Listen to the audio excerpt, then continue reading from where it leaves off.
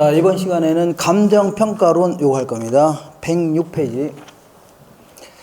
자, 106페이지에 감정평가론에서 한 6문제 나오니까 아주 중요한 파트입니다. 이것도.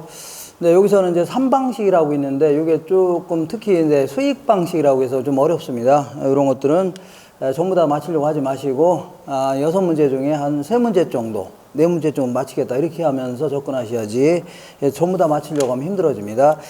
어쩌나 구조 자체가 어떻게 되어 있냐면, 감정평가는요. 자, 감정평가는 크게 이제 3가지 내용을 다루고 있습니다. 자, 먼저 감정평가의 기초이론 해갖고, 여기서는 이 감정평가를 여러 가지 형태로 한번 분류를 한번 해볼 겁니다. 이렇게도 분류하고, 저렇게도 분류하고, 이렇게 각종 이제 감정평가를 분류해 볼 것이고, 자, 두 번째는요, 부동산 가격 이론이라고 해서, 자, 부동산 가격이 이론적으로 어떤 형태로 결정되냐. 이거는 이론적으로 결정하는 이러한 형태를 좀 알아보는 겁니다. 자, 그 다음에 해야 될 것은, 자, 본격적으로 이제 필드에 나가서, 필드 있죠? 필드에 나가서 골프 치는 게 아니라 필드에 나가서 직접 이제 평가를 해보는 걸 얘기합니다. 여기는 크게 이제 3가지 방식으로 평가해 볼 수 있습니다. 이걸요, 감정평가의 3방식이다. 이렇게 합니다. 3방식.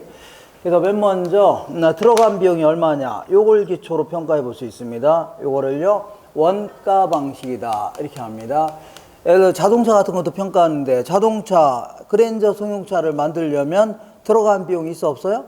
있죠. 여기다가 적정한 이윤을 포함해서 가치를 평가해 볼 수 있는 겁니다.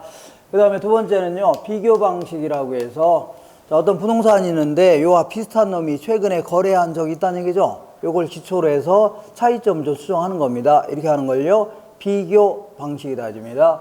세 번째는 이제 수익 방식이라고 해서, 얘는 가장 이론적인 방식인데, 미래 예상되는 수익 있죠? 요걸 기초로 해서 지금 시점 가치로 바꿔놓는 겁니다. 예를 들어 임대부동산이라든가 수익성 부동산 같은 경우는 미래 수익이 예상돼야 한대요. 그죠? 요거 미래 수익이 예상되는 걸 지금 시점의 가치로 바꿔놓는 이런 형태를요, 수익 방식이다. 이걸요, 3가지 방식으로 평가할 수 있다 해서요, 3방식 해줍니다.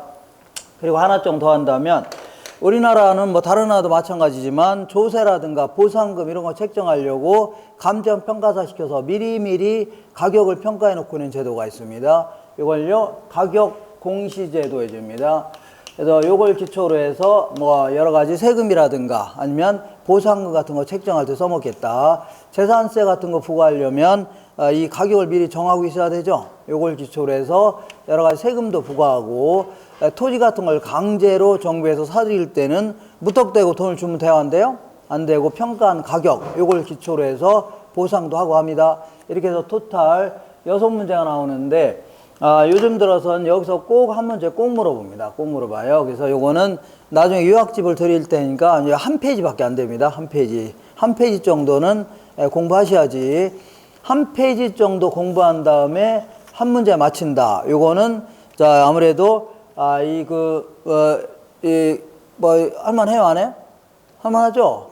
잔뜩 공부한 다음에 한 문제 맞힐지 못 맞힐지 모르는데, 요거는 한 페이지 공부한 다음에 맞추는 거니까 아무래도 꼭 공부하셔야 돼요. 그리고 보통 이제 여기서 한 문제, 여기서 한 문제, 한 문제 이렇게 물어봅니다. 한 문제. 자, 그리고요, 여기서 이제 한 2문제 정도 이렇게 물어봅니다. 이게 토탈 6문제가 거의 물어봅니다. 지금 최근 20년 동안에 거의가 아니라 해마다 6문제 나오다가 2014년도인가 그때 7문제가 나온 적이 있었는데, 그거 외에는 항상 6문제. 요렇게 이제 서로 배치를 요렇게 합니다. 자, 물론 뭐 무조건 여기서 한 문제 나온다는 건 아니고, 뭐 보통 이렇게 물어본다 그런 얘기입니다. 근데 요거는 나중에 공부하다 보면, 투자론에서 좀 힘들어 하다가 막판에 와서 요거 할 때 좀 힘들어 하십니다. 힘들어 하는데, 근데 요거는 그래도 잘하면 공부할 만 합니다. 들어간 비용을 기초로 하는 거고, 요거는요, 주변에 거래했던 사례를 가지고 하는 거니까 피부에 와닿습니다. 근데 요거는 잡으세요. 요거는 미래에 예상되는 수익을 지금 시점의 가치로 바꿔놓겠다. 그러면 미래에 예상되는 수익을 예측하기가 쉬워요, 어려워요? 어려울 뿐만 아니라 무슨 수로 지금 시점의 가치로 바꿔놓습니까? 상당히 논리적이고 과학적인 방식은 확실한데, 요거를 평가하기에는 상당히 힘들 수밖에 없는 겁니다. 알겠나요? 그래서 내용도 상당히 어려워요. 그래서 극단적인 경우는 요거 아예 그냥 책에서 찢어버리는 것도 괜찮습니다. 책에서 아예 그냥. 그러면 매우 속 편합니다. 이거 한 문제 맞히겠다고, 한 문제 요거 하나 어떻게 맞히겠다고 한 달 내내 이것만 공부해도, 1년 내내 공부해도 문제가 어렵게 나오면 못 맞춥니다. 못 맞춰요. 다시 할게요. 이 부분을 6개월, 7개월 계속 파헤치고 공부해도 그 문제가 어렵게 나오면 못 맞춰요. 근데 어떤 경우는 공부 한자도 안 하고도 맞춥니다. 어떻게 맞춘 거예요? 찍어서 맞춘 거 아닙니까? 그러니까 6개월 공부해서 한 문제 맞힐지 못 맞힐지 모르는 이러한 선택이 있고, 두 번째는요, 한 개도 공부 안 하고서 한 문제 맞출지도 모른다, 이런 방안이 있다면 뭘 선택해야 돼요? 후자를 선택해야 됩니다. 하나도 안 하고 이렇게 하는 게 그 시간 있으면 다른 거 있죠. 쉬운 문제 공부해야 되고, 그리고 자꾸 이런 거 자꾸 공부하다 보니까 공부가 너무 힘들어지는 겁니다. 그래서 급기야는 이런 것 때문에 포기하고 그러는 겁니다. 그럴 필요 없습니다. 그래서 나중에 제가 이제 저랑 같이 공부하긴 할 건데 너무 힘들면 무시해 상관없습니다. 힘들면. 이렇게 해서 지금부터 감정평가의 분류부터 좀 하나씩 좀 알아보겠습니다. 간단히. 오늘은 이거 다 못하고 주로 이제 이 분류하고 그 다음에 가격 이론이죠. 요거 위주로 해서 정리할 겁니다. 자, 일단은요, 106페이지 맨 위에 볼게요. 맨 위에 그 감정평가에 의하고 분류가 있는데, 의 정도 일단 한번 알고 출발해 볼게요.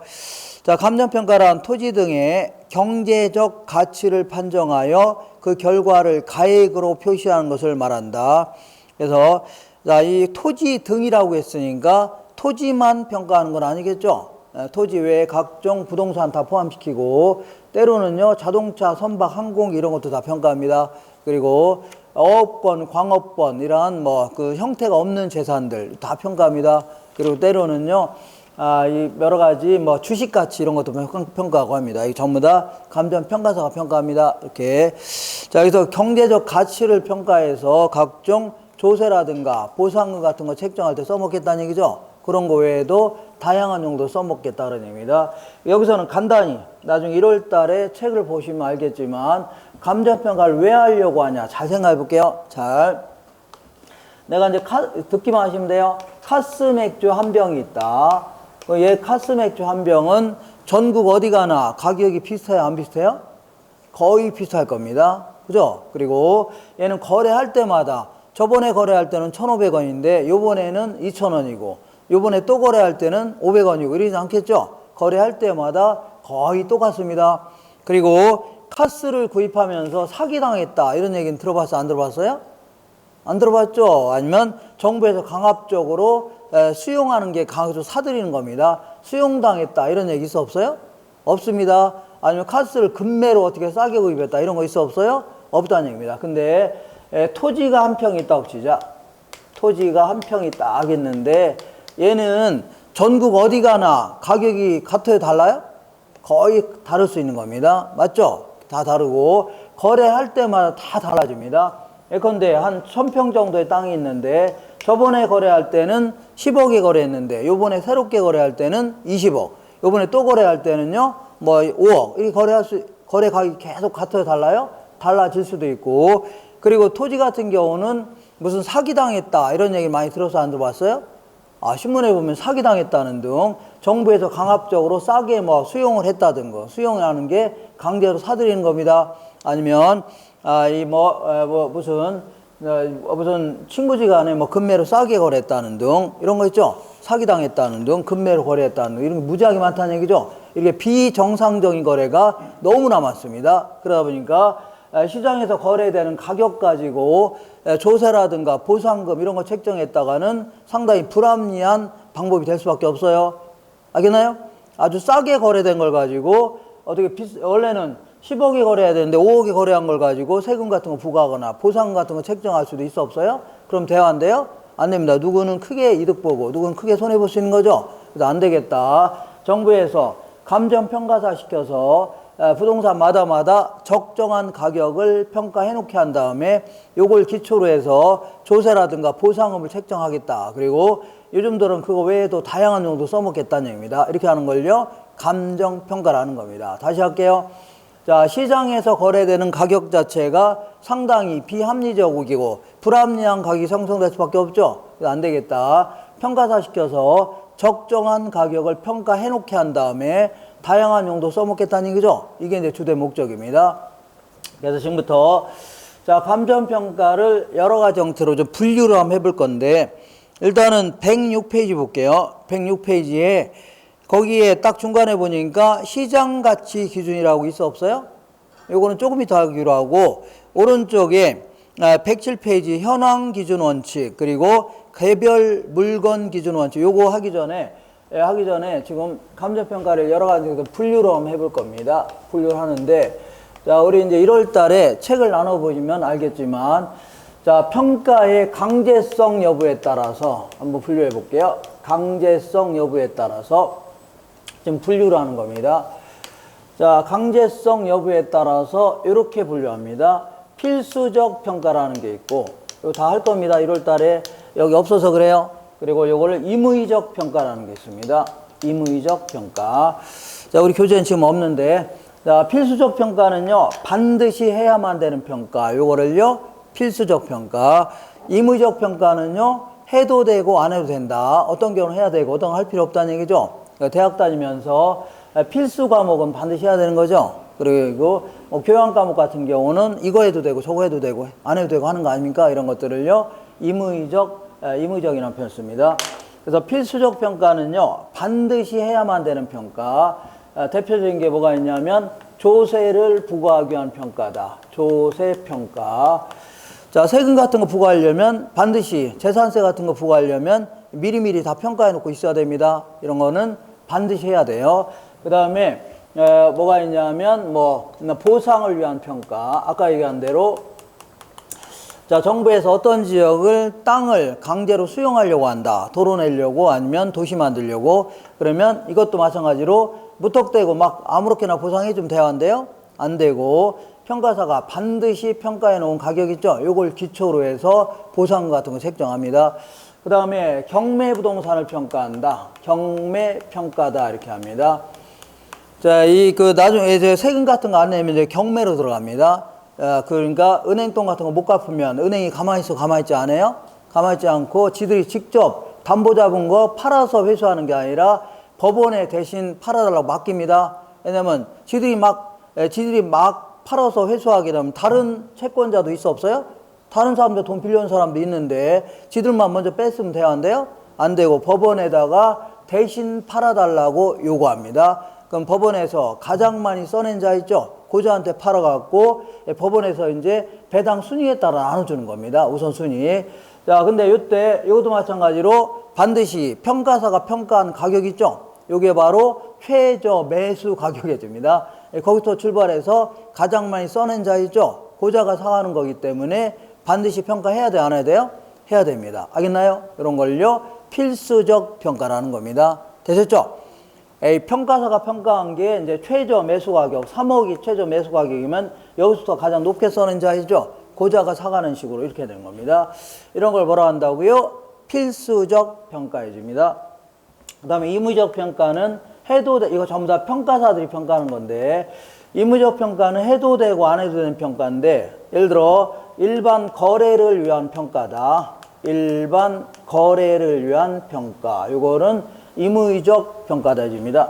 일반 거래를 위한 평가. 예를 들어서 어떤 땅이 지금 마음에 듭니다. 마음에 한 1000평 정도 되는 땅인데, 자, 이 매도자는 파는 자를 얘기합니다. 파는 자가 한 20억에 팔려고 합니다. 20억에. 그래서 이거 마음에 들어 안 들어요? 마음에 들어서 살고는 싶은데 20억이 너무 비싸 보여, 안 비싸 보여? 네, 비싸 보여서 평가사 시켜서 좀 평가해보라고 할 수 있는 거죠. 평가해보라고 하니까, 자, 요거는 한 25억 정도의 가치는 있답니다. 얼마 정도의 가치라고요? 근데 20억에 나왔으니까 싸게 나왔어, 안 싸게 나왔어요? 싸게 나왔으니까 이거 사겠다 할 수 있는 게네요. 그죠? 이렇게 해서 이 일반 거래를 위한 평가, 해도 되고 안 해도 되는 겁니다. 하기 싫으면 안 해도 돼요. 그냥 사면 되는 거 아닙니까? 이런 걸 뭐라고요? 임의적 평가라는 겁니다. 그 다음에 담보평가, 담보부동산을 평가하는 거, 이런 것들도 전부 다 임의적 평가입니다.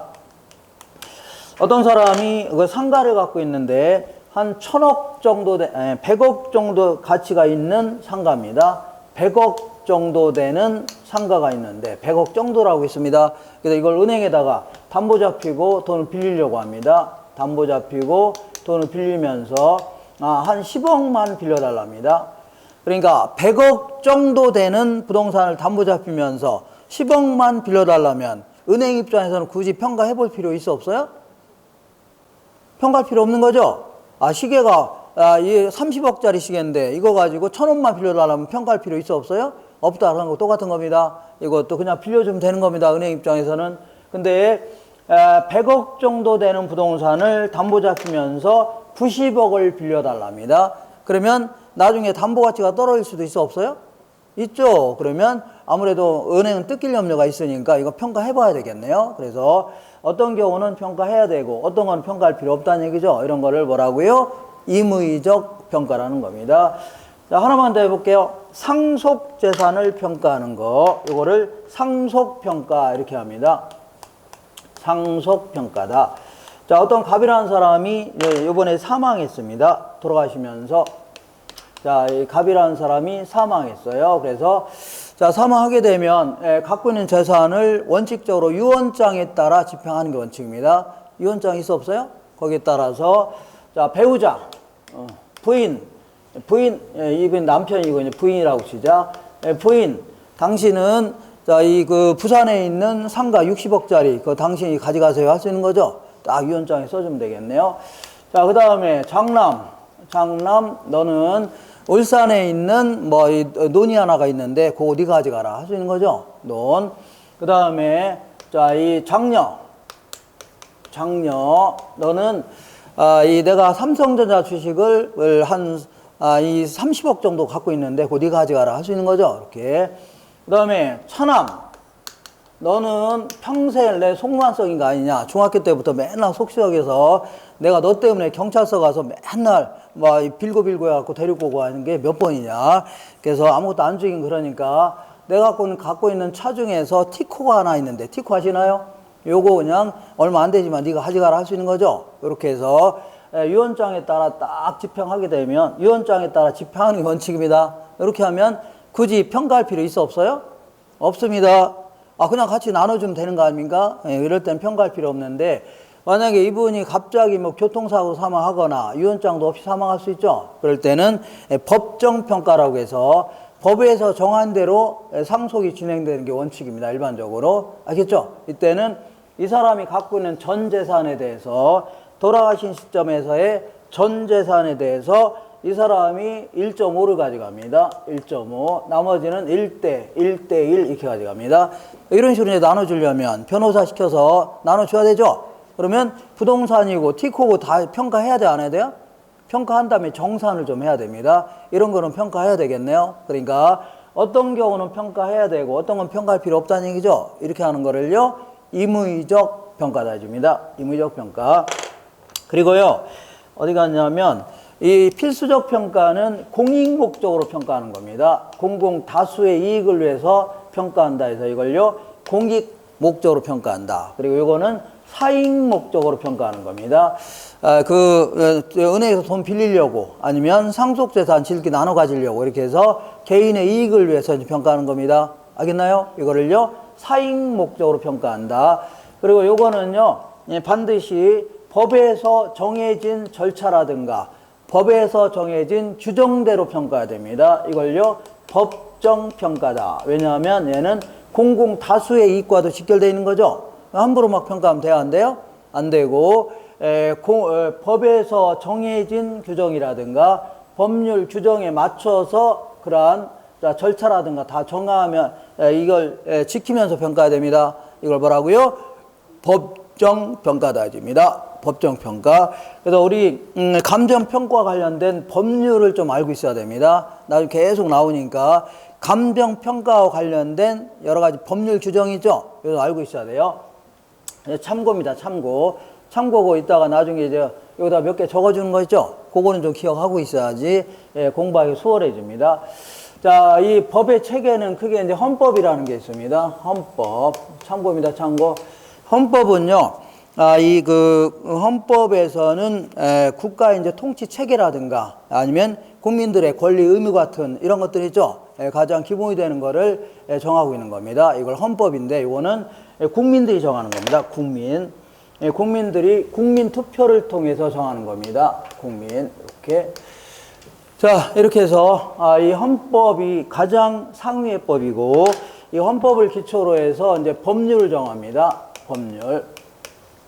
요거는 이제 국회에서 정하는 겁니다. 국회에서 국민들이 뽑은 국회의원들이 모여서 법률을 정하는 겁니다. 민법이든 이런 거 있죠? 이런 걸 정하는 거고, 이 법률은요, 이 법률 규정을 가지고 모든 절차라든가 세부적인 사항을 정할 수는 없는 겁니다. 큰 틀만 좀 정해주는 거고, 법에서. 그리고 요걸 기초로 해서 세세한 내용이라든가 절차 같은 거를 이거 행정기관에서, 중앙행정기관에서 정합니다. 세세한 내용이라든가 절차 같은 거는 누가 정한다고요? 중앙행정기관에서 정하는 겁니다. 이거를 뭐라고 하냐면 명령 이렇게 얘기합니다. 뭐라 한다고요? 명령이다. 명령 이렇게 두 가지 형태로 시행령이라는 게 있고요. 시행령. 그 다음에 시행규칙이라는 게 있습니다. 시행규칙. 자, 시행령은요, 자, 대통령령으로 공표하는 게 시행령입니다. 대통령령으로 공표하는 게 시행령이고, 시행규칙은요, 각 국무총리 이하의 각종 장관령으로 공표하는 겁니다. 장관령으로 공표하는 게 명령입니다. 시행규칙이에요. 알겠죠? 이렇게 해서, 자, 다시 할게요. 법률 규정만 가지고는 세세한 내용이라든가 절차 같은 걸 다 정할 수 없는 거죠. 그러니까 세세한 내용, 각종 절차 같은 것은 중앙행정기관에서 정하는 겁니다. 알겠죠? 중앙행정기관이 정하면서 시행령은요, 대통령령으로 공표하는 걸 얘기하고, 그 다음에 장관령으로 공표하는 걸 뭐라고요? 시행규칙이 줍니다. 그 다음에 요거 밑에 또 뭐가 있냐면 조례라는 게 있습니다. 조례. 요거는 지자체, 지방자치단체의 의회에서 정하는 겁니다. 의회. 예를 들어서 의회에서 그 울산시에서 태화강을 다른 형태로 개발하겠다는 얘기죠. 이걸 의회에서 이런 식으로 개발하겠다 해서 예산도 좀 편성하고 이런 거를 지자체 울산광역시 의회가 있을 겁니다. 거기서 정하는 겁니다. 그러면 그것도 마찬가지로 그 세세한 내용이라든가 절차까지 다 정할 수는 없는 거죠. 그래서 그 밑에 뭐가 있냐면 규칙이라는 게 있습니다. 규칙.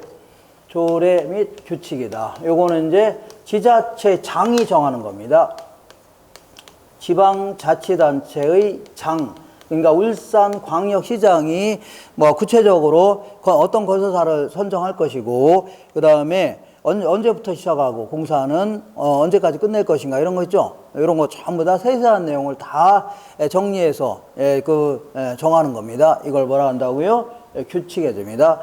그래서 이렇게 해서 이게 이제 법률 체계인데, 위로 올라갈수록 상위법, 이 밑에를요 하위법 해주면서, 상위법은 하위법들을 귀속시킨다. 그 얘기는 상위법을 우선한다 그런 얘기입니다. 되셨죠? 이렇게 하시고, 자, 이때 우리 지금 뭐 하려고 하냐면 감정평가와 관련된 얘기들을 좀 알아볼게요. 감정평가 관련돼서 우리 법률에 뭐가 있냐면, 이 법률에 감정평가 관련된 법은 먼저 감정평가 및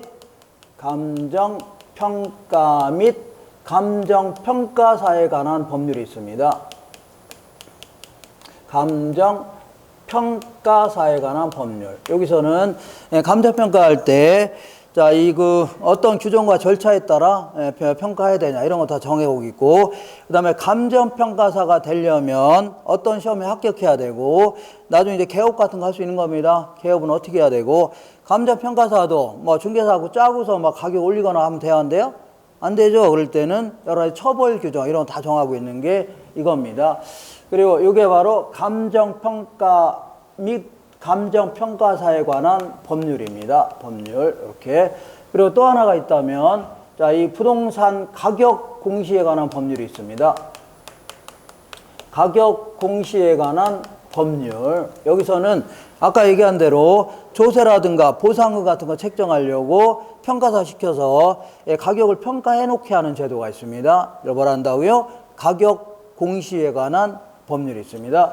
이 두 가지가 감정 평가와 관련되어 있는 법률이고, 그리고 여기와 관련된 시행령이라든가 시행 규칙들이 있습니다. 다만 우리가 이제 공부하려고 하는 것은 시행 규칙 중에 뭐가 있냐면 감정평가 규칙이라는 게 있습니다. 감정평가 규칙. 이게 이제 시행 규칙입니다. 요거는요, 이 누구냐면 국토교통부령으로 공표하는 겁니다. 국토교통부령으로 공표하는 게 바로 감정평가 규칙입니다. 자, 어떤 법이냐면 이 법에 따라 감정평가 및 감정평가사에 관한 법률에 따라서 시행규칙 정한 거 있죠? 이게 뭐예요? 감정평가 규칙인데 앞으로 이제 공부하다 보면 감정평가 규칙 이런 표현이 많이 나올 겁니다. 알겠죠? 줄여서 이거를 감칙해 줍니다. 뭐라 한다고요? 감칙. 깜찍하게 뭘? 깜찍하게? 감칙. 그래서 감칙이 뭐냐? 감정평가 및 감정평가사라는 법률에 따라서 정하는 세세한 내용인 시행규칙이구나. 누구라고요? 국토교통부령으로 공표되는 시행규칙이다 생각하시면 돼요. 에이, 공부하다 보면 계속 나옵니다.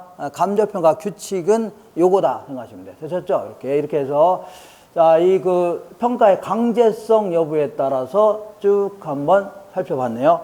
자, 이번에는 교재를 통해서 107페이지 볼게요. 107페이지 맨 오른쪽 맨 위에 현황 기준 원칙 알아볼게요.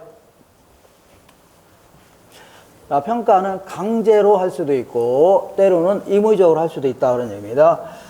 자, 이번에는 거기 현황 기준 원칙이라고 해서 자, 이거는요. 자, 현황 A 기준 원칙이다. 이렇게 해서 현황 기준 원칙이다. 그래서 어떤 부동산인데, 이 현황입니다. 이렇게 글씨가 엉망이네요. 어떤 부동산인데 밭입니다. 밭. 이렇게. 요걸 한문으로 밭이라고 하는 겁니다. 밭인데. 자, 이 밭인 상태, 이걸 평가할 때 크게 이제 네 가지 형태로 평가해 볼 수 있습니다. 네 가지 형태. 자, 지금 있는 상태 그대로 평가하는 거. 밭인 상태 그대로 평가해 볼 수도 있고, 이렇게. 근데 만약에 지금 현재는 밭인데 이거의 지목이 대로 바뀐다면 이렇게 다시 지목이 뭘로 바뀐다고요? 대로 바뀐다면 대라는 것은 뭐냐면 상업용지, 공업용지를 얘기합니다. 상업용지, 주거용지 있죠? 이런 걸 대라고 하는 겁니다. 그러면 밭일 때가 가격이 비쌀까요? 대가 비쌀까요? 비쌉니다. 우리 이제 지적법을 공부할 건데 공시법에서 이제 지적법이라는 걸 공부하는데 대한민국에는 모든 땅에 대해서는 주된 용도에 따라서 28가지 지목으로 구분해서 공시합니다. 이때 대라는 것은 주거용지, 그 다음에 상업용지 이런 걸 얘기합니다. 주택이나 상가를 지을 수 있는 땅 있죠? 이런 걸 얘기하기 때문에 땅가격이 비싸죠? 안 비싸죠? 비싸질 겁니다. 그래서 대로 바뀐다면 이런 거 다 공부할 겁니다. 바뀐다면. 근데 얘는 바뀐 거예요? 아직 안 바뀐 거예요? 안 바뀐 거 아닙니까? 그래서 바뀐 걸 가정해서 평가하는 거. 이렇게 할 수도 있는 겁니다. 그 다음에 밭은 밭인데 2028년 11월 3일자로는 얼마가 될 것인가. 이렇게 평가해 볼 수 있습니다. 미래 특정 일자를 기준으로 평가해 볼 수 있고, 거꾸로 2018년 12월 5일자를 기준으로 평가하면 얼마가 될 것인가. 이렇게 평가할 수 있는 거죠. 좀 더 이름을 더 붙여보겠습니다. 이름을 붙여본다면 좀 있는 상태 그대로 평가하는 거를요, 현황 평가다 해줍니다. 현황 평가다. 자, 이렇게 평가하는 게 원칙입니다. 원칙. 우리 감정평가 규칙에 따르면 자, 물건은 현황 평가하는 게 원칙이에요. 원칙. 그러면 원칙을 쓰면은 반드시 예외가 있다는 얘기, 없다는 얘기야? 예외가 없으면 그냥 원칙이론 쓸 필요 있어, 없어요? 없습니다. 예외가 있으니까. 이런 식으로 대로 바뀐다면 얼마가 될 것인가. 이렇게 평가하는 거를요, 조건부 평가다. 이렇게 합니다. 조건부 평가다. 이렇게 평가할 수도 있는 겁니다. 어떤 조건을 갖출 때는. 그 다음에 미래 특정 일자를 기준으로 평가하는 걸요, 기한부 평가다. 이렇게 합니다. 우리 교재는 없는데 나중에 이런 거 할 겁니다. 기한부 평가다. 그 다음에 과거 특정 일자를 기준으로 평가하는 걸요, 소급 평가다 해줍니다. 소급 평가. 자, 구체적으로 어떤 경우에 주로 이렇게 평가하냐 볼게요. 먼저 현황 기준. 자, 만약에 어떤 지역이 그린벨트로 묶여 있다. 그러면 그린벨트로 묶여 있는 상태 그대로 평가하는 거 있죠? 있는 상태 그대로 평가하는 거를 현황 평가해 줍니다. 현황 평가. 그 다음에 만약에 정권이 바뀌어서, 아직 바뀌진 않았지만 나중에 바뀌어서 이 지역을 걔네들이 막 그린벨트 해제할 거랍니다. 그래서 정권이 바뀌어서 만약에 그린벨트가 해제가 된다면 얼마가 될 것인가. 근데 이거는 아직 해제가 된 거 안 된 거예요? 정권이 아직 바뀐 건 아니죠? 바꾸려고 하는 정권이 그린벨트 해제하겠답니다. 그래서 미래에 그린벨트가 해제가 된다면, 그러니까 미래의 불확실한 상황을 상정해서 평가하는 거 있죠? 이걸 뭐라 한다고요? 조건부 평가해 줍니다. 그 다음에 기한부 평가는 주로 어떤 경우에 써먹냐면, 어떤 아파트가 지금 착공이 됐습니다. 짓기 시작했다는 얘기죠? 그럼 한 3년 정도 걸린다 치자. 그럼 3년 후에는 가치가 달라질 수도 있어, 없어요? 있죠. 그러니까 완공 시점에서의 부동산 가치를 평가해 볼 수 있는 거죠. 부동산은 그 아파트 같은 경우는 전쟁 나지 않은 이상은 완공이 될 거 아닙니까? 완공 시점에서의 가치를 평가해 볼 수 있는 겁니다. 이렇게 하는 걸 뭐라고요? 기한부 평가라는 거고.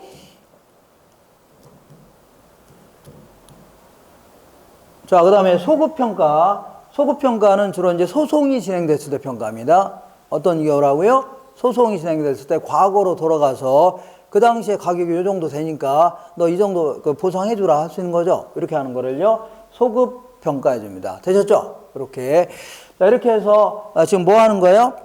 이 감정평가를 이렇게도 한번 분류해보고 저렇게도 분류해볼 겁니다. 그래서 지금까지는 현황기준 원칙 공부했고, 그 다음에 107페이지 딱 중간에 보니까 개별 물건 기준 원칙이라고 있어, 없어요?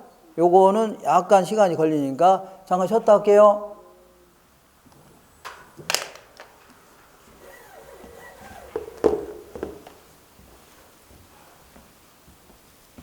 재미없나요?